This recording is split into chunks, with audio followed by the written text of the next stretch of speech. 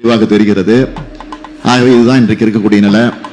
இப்போ நீங்க கொடுத்த கோரிக்கை மனுக்கள்லாம் இந்த பெட்டியில போட்டிருக்கிறேன்.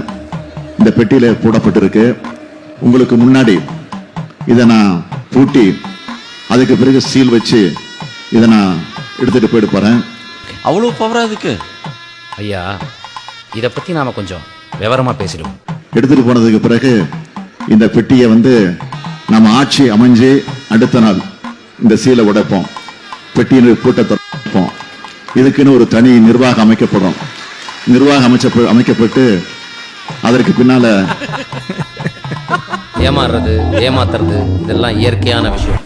மாவட்ட வாரியாக, ஒன்றியம் வாரியாக, நகரம் வாரியாக, பேரூர் வாரியாக எல்லாம் பிரிக்கப்பட்டு எந்தெந்த பிரச்சனைகளுக்கு முக்கியத்துவம் கொடுக்கணுமோ கொடுத்து 100 நாட்கள்ல அந்த பிரச்சனைகள் அனைத்தும் தீர்த்து வைக்கப்படும் என்பதையும் தெரிவிச்சுக்கிட்டு இதை நான் பூட்டிட்டு சீல் வச்சுட்டு. பாத்தியா எத்தனை பேர் ஏமாந்துருப்பாங்க, எவ்வளவு பெரிய பாவம். கோழி மேல பரிதாபப்பட்டா 65 சாப்பிட முடியாது. அப்புறம் நானா யாரையும் தேடி போய் ஏமாத்தல, ஏமாற தயாரா இருந்தவங்களுக்கு ஒரு வாய்ப்பு கொடுத்தேன். அதுக்கு பிறகு அந்த போடியத்துக்கிட்ட போய் ஒரு 10 நிமிஷம் உங்கள்கிட்ட பேச போறேன். இதனுடைய மகத்துவத்தை பத்தி, இந்த திட்டத்தை பத்தி நான் சொல்ல போறேன்.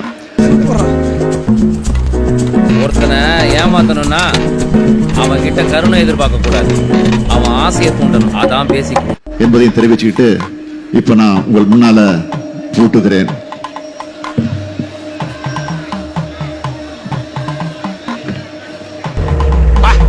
அரண்டா இப்ப இவ்வளவு கச்சிதமா புழுவுறா?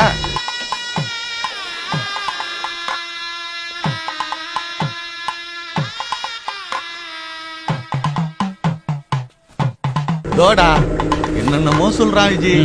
இவனை பத்தி தெரியலன்னு வச்சுக்கேன், நானே கூட நம்பி இருப்பேன். பொய் இல்லையாமா?